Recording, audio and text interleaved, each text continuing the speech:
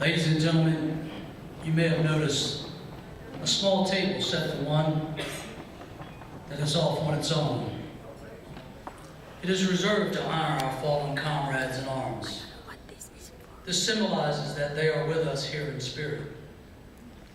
We should never forget the brave men and women who answered the nation's call and served the cause of freedom in a special way.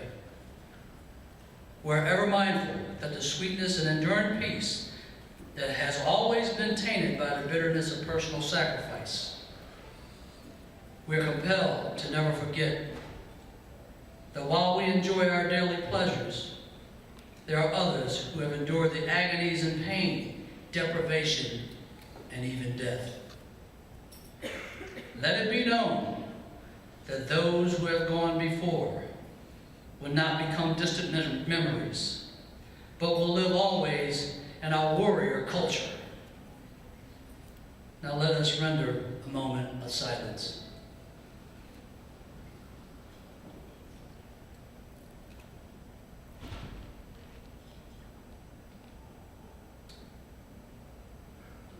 Till the last landing's made, and we stand unafraid on a shore no mortal has seen, till the last bugle call sounds taps for us all, as Semper Fidelis Marines.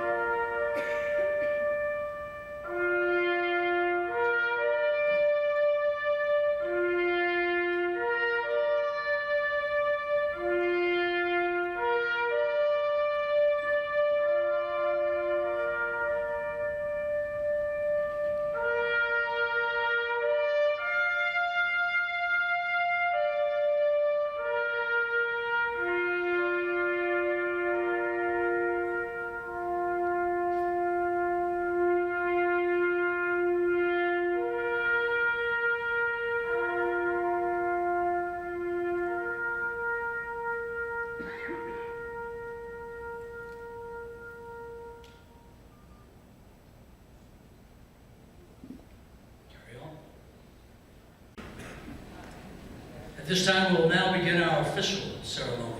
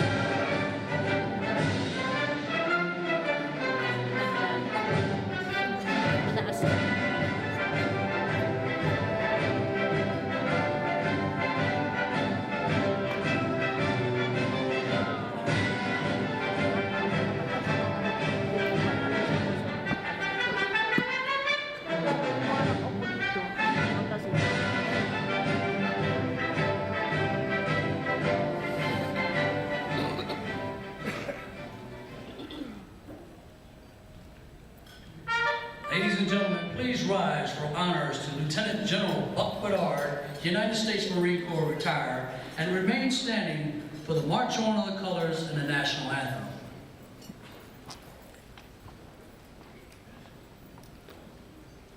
Escorts, Present.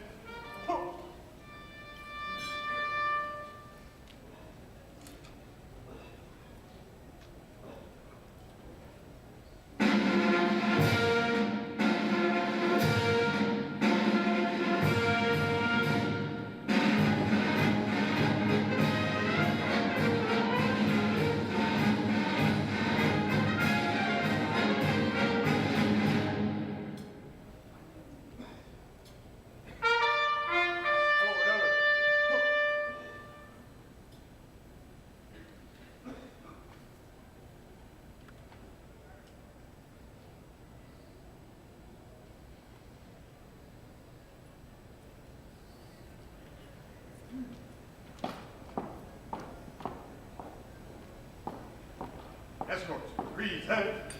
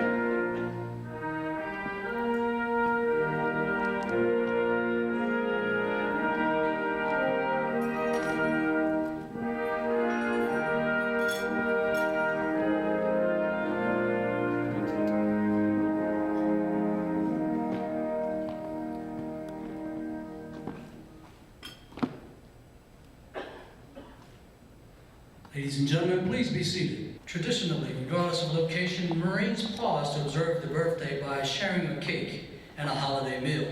This was originally formalized at Marine Barracks in Philadelphia on November 10, 1925. A sword is used to cut the cake as a reminder that we are all elite band of warriors committed to carrying the sword so that nations may live in peace. The cake cutting ceremony symbolizes the unity of the old with the young, the passing of the Marine heritage from one generation to the next. It also represents our determination that Marines of the future remain always faithful to the high standards set by those who came before us, and that our senior Marines never lose sight of the youthful spirit of the Marine Corps. In keeping with this tradition, the Detachment Acting Commandant of the Marine Corps League, Dave McGrath, takes pleasure in presenting the first piece of cake to our guest of honor.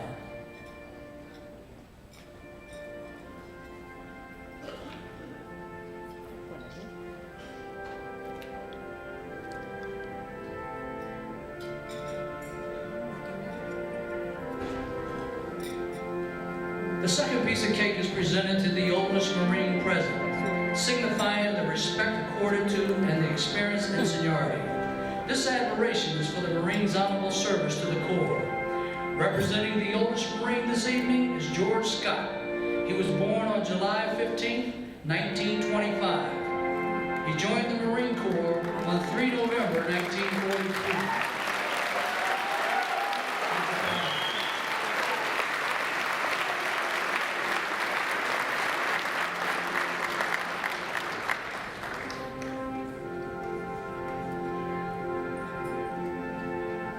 His hometown is Durham, Maine.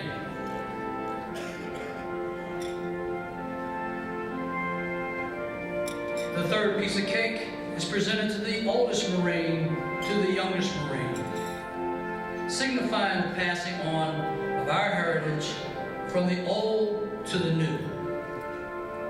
For the past 236 years, our experienced Marines continue to nurture and mentor our young Marines that fill our ranks. These young Marines are responsible for renewing our Corps. This evening, the youngest Marine is PFC Casey Vanilla. He was born on December 7th, 1992. He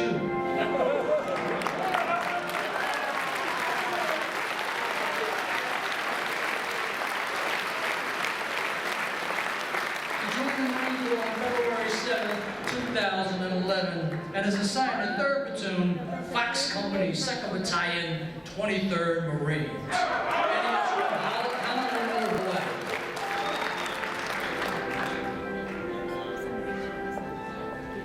He's 3 years old.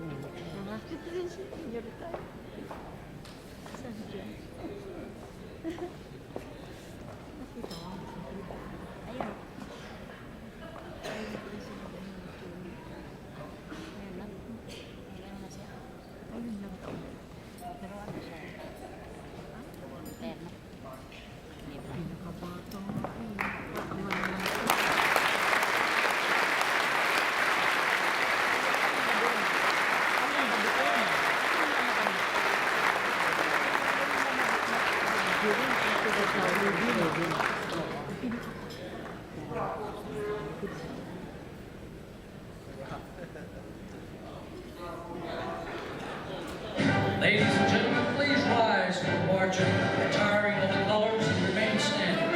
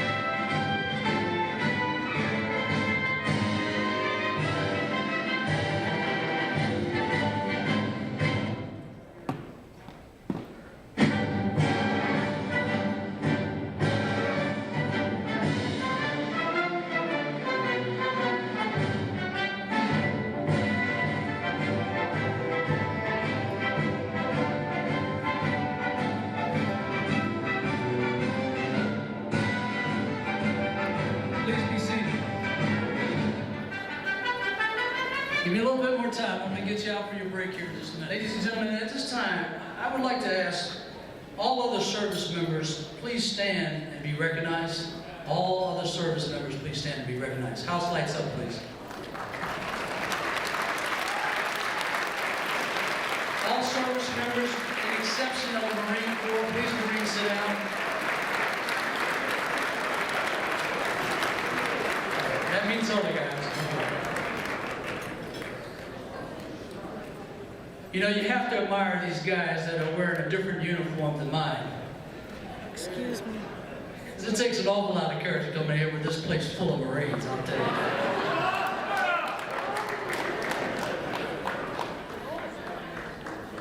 Now we're going to at least have an opportunity to observe all the service songs medley.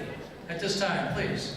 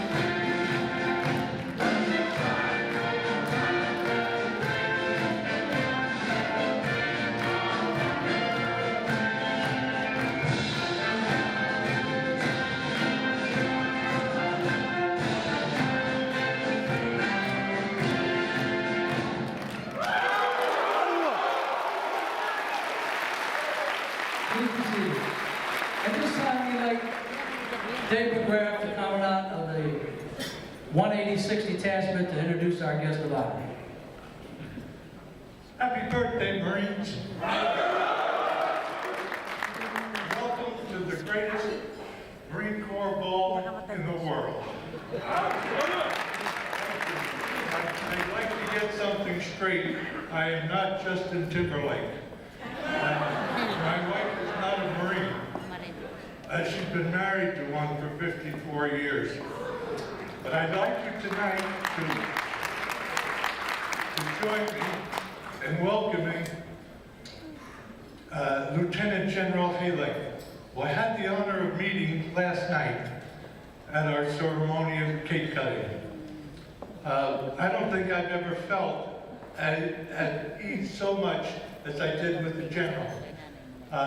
It seemed like I knew him since he was a sergeant, and he was a sergeant. 40 years in the Marine Corps hadn't changed anything different from a sergeant to a general. And when I asked him what he'd like me to say about him for as an introduction, I received his bio. It's as long as my arm. And I said, General, I could never I've never memorized all of that. So he said, I would like you to say that he and his wife are extremely honored to be here.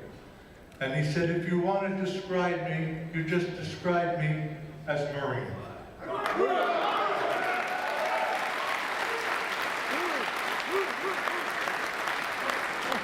It is my extreme honor, and please join me in welcoming General Dennis Halleck.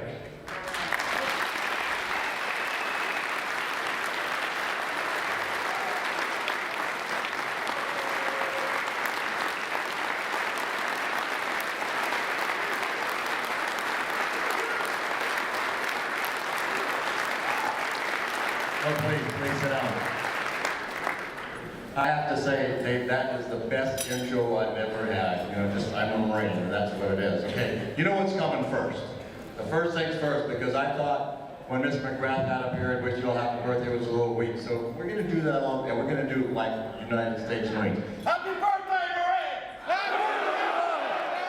There you go, that's a lot better. I really am honored to be here with you, and frankly, I'm pretty humbled. When Joe Bedard asked us to do this last year, Sandy and I said, you know, if there's any way we could do this, you know, we would be here.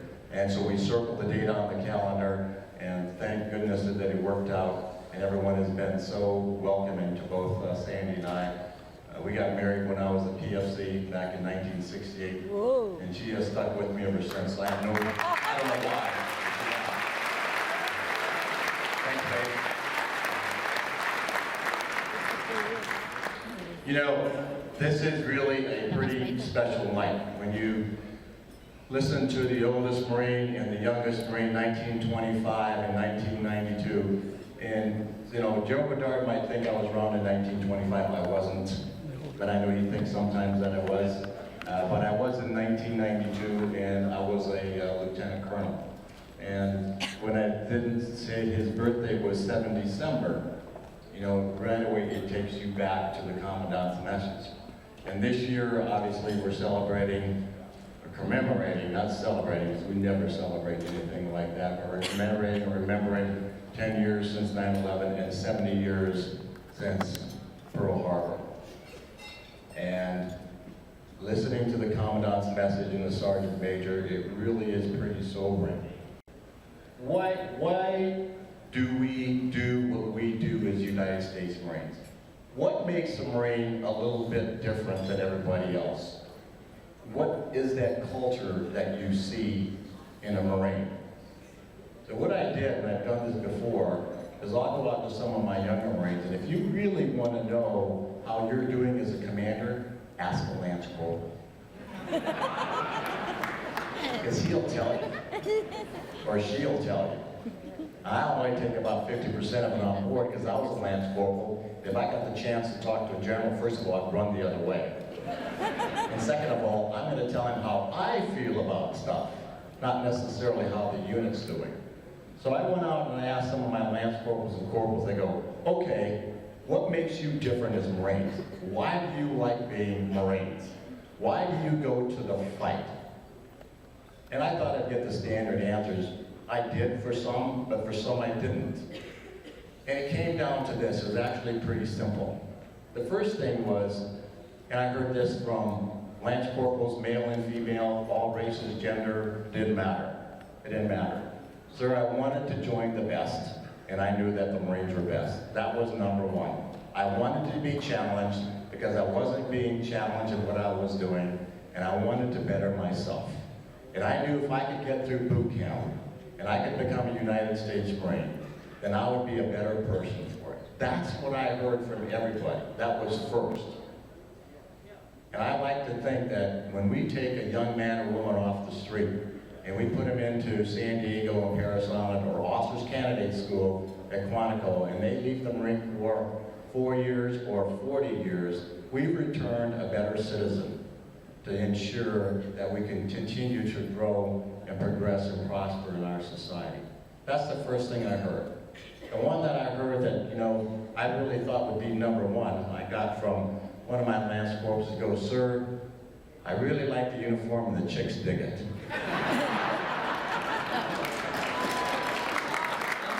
Which is true, by the way. All you have to do is ask my wife, she'll tell you. Then I got this, sir, we train hard, we train realistically, we know it's tough, we knew we were going to the fight. And by the way, sir, if we go to the fight, I know that you're going to take care of my family while I'm gone. The Marine Corps will take care of my family. I know that if I come home on my shield, I've been killed in action, I know that you won't leave me behind. And I know that Marines will escort me back home, and I'll get a proper military burial, and there will be Marines there. And I know that if you go, I'm going to take your care of your family. And I know if I go and I'm gravely wounded, and I'm an amputee, that you're also going to take care of me. And you know, sir, the other thing I like is the Marine Corps is a family. The Marine Corps is a family. It's a very tight-knit family. And then I got sir, we stand at attention for our service song. We stand at attention, we don't sing along, we don't clap along. We stand at attention because we respect our service song. And then I got, it's the NCOs, sir, it's the NCOs, the corporals and the sergeants, the backbone of our Corps. That's really the thing I think that makes us a little bit different, is our corporals and our sergeants. I have never seen better NCOs than I've seen in the last 15 to 20 years. When someone asks me about the old Corps, I go, and I know Joe Bedard will back me up, so the old Corps was great, but this is hands down a lot better than the old Corps. And that's because of our NCOs. And for all you salts out there, like myself, don't take that the wrong way, because the Corps has always been great. But our NCOs are extremely intelligent. They train hard, they're very articulate, and yes, they'll let you know when they think you're not doing exactly the right thing. That's what makes us a little bit different. And then the last thing I heard, and I thought this was probably, for me anyway, the most profound, it said, you know, sir, what I like about the Marine Corps is officers and staff NCOs will talk to you. They will sit down and they will talk to you. And I thought, well, that's what we're supposed to do. But sometimes I think we take that for granted. Officers and staff NCOs talk to young Marines, and there is not really a division between the enlisted ranks and the officer ranks. We all understand what we're supposed to do, we carry out our orders, and I think that's what makes us a little bit different. I love all the services, especially the last 10 years. We fought side by side with the Army, the Navy, the Air Force, the Coast Guard. Doesn't matter if you're Reserve, National Guard, doesn't matter. We have fought side by side. And there's Marines here tonight that are on the reserve side of the house, and there's Marines here tonight that are on the active side, and we're all United States Marines.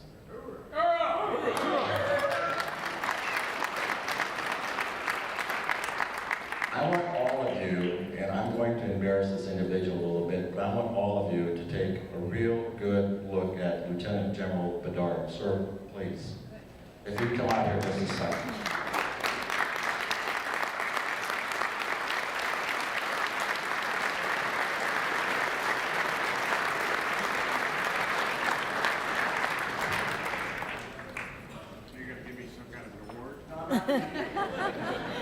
He asked if I was going to give him a award. No, I'm not, because he's given me crap all my life, so I'm not giving him an award. The reason I have General Bedard out here is for the young Marines. I want you to take a look at a Marine's Marine. Before he retired 8 years ago, he was the most highly decorated Marine in our Marine Corps.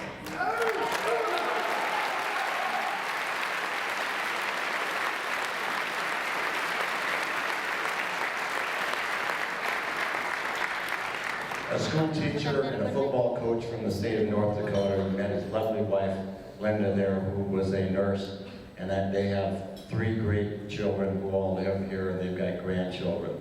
This couple has done more for the Marine Corps than any other couple that I have known. And I'm not saying that because I'm here in Las Vegas. I'm saying that because he's been my mentor for the last 25 years.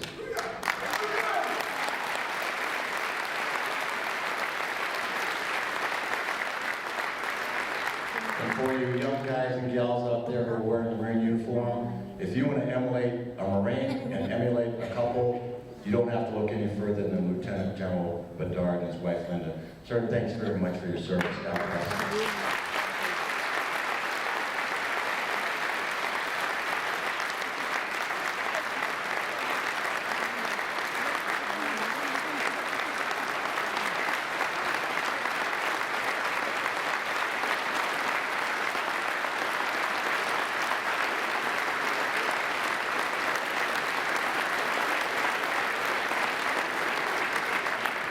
And I'm going to leave you with this, because, you know, when we first went to war back in 2003, and we actually been at war for 10 years, I think some people are a little concerned, are the Marines of today as tough as the Marines of yesterday? World War II, I got an answer back there. World War II, Vietnam, so on and so forth. Are they as tough? Do they have the endurance? Can they fight? Well, that's been answered in spades with people like Corporal Jason Dunham, who was killed in action and received a Medal of Honor for sacrificing his life. For Sergeant Dakota Meyer, who went into a kill zone 6 times in Afghanistan, knowing that he was going to die, and he didn't. Our latest Medal of Honor recipient. And the one thing that will stick with me probably until the day that I go to my grave is in Fallujah, Iraq. I think a lot of you know that in November of 2004, we took some pretty tough casualties in Iraq. We had about 78 Marines killed in about 12 days. And they were taking it to the enemy. And it was a tough, tough time. And I was a deputy commanding general, and I was working for a great general named Lieutenant General John Sadler. It was Thanksgiving night. We were trying to rotate the Marines platoon by platoon off the battlefield to quiet down a little bit and make sure that they had a Thanksgiving dinner. So General Sadler and myself and the Sergeant Major and the Command Master Chief, we were serving Thanksgiving dinner. That's what we do as officers and staff NCOs, and you Marines know that. We were serving dinner to the Marines as they came through there. So after staying there for about 4 or 5 hours, frankly, I was really tired. I had mashed potatoes and gravy all over my uniform, but we didn't care. We were having a great time. And it was about 2100. We were getting ready to shut down the line.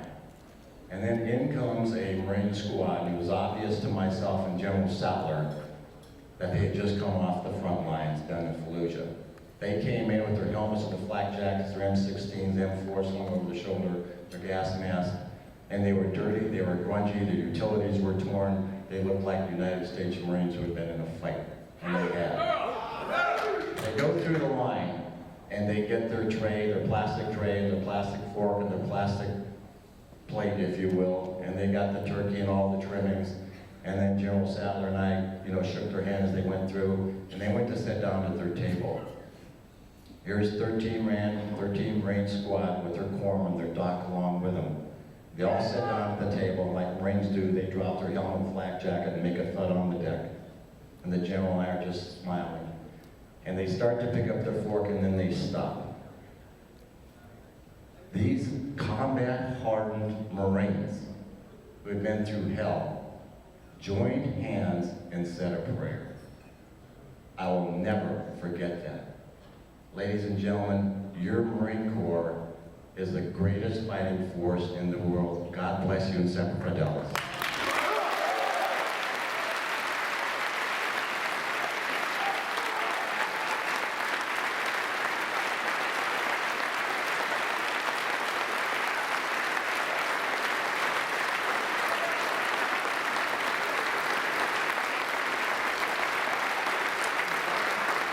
Thank you, General Haylock, for that inspiring message. At this time, I'd like to introduce a dear friend of mine, Colonel Tom Check. General Haylock, you're not off the hook yet, sir. Sandy, you're not off the hook either. Thank you, first of all, the Birthday Ball Committee for allowing me to participate in a small way tonight in this ceremony.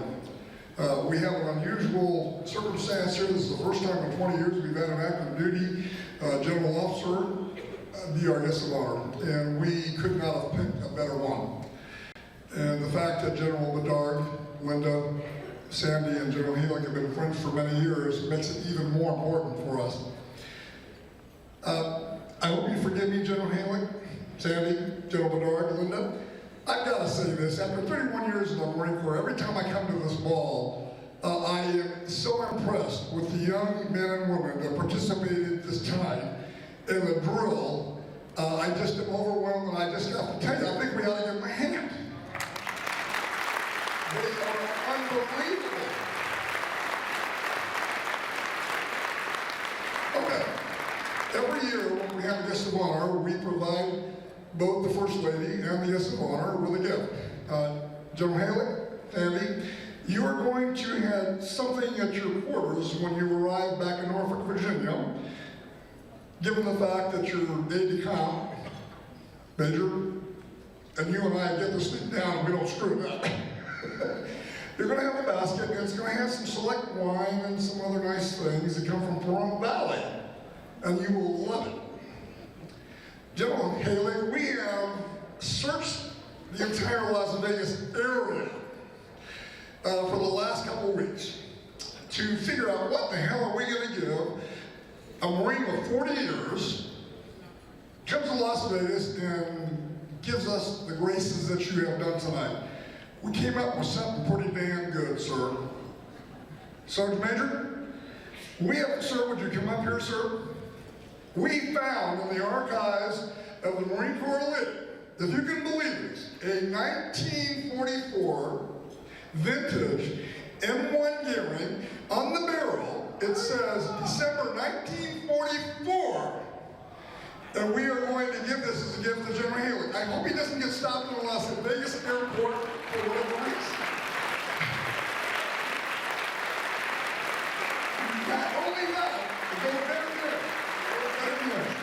we have one of the Marine Corps Elite members, PK, has an original cleaning kit for this rifle, 1942. Sir, we're going to have to figure out how to do this. But let me tell you what it says on the plaque. I don't have my glasses either, General. But I remember it because I printed it. It says a warrior's weapon for a real warrior. Sir?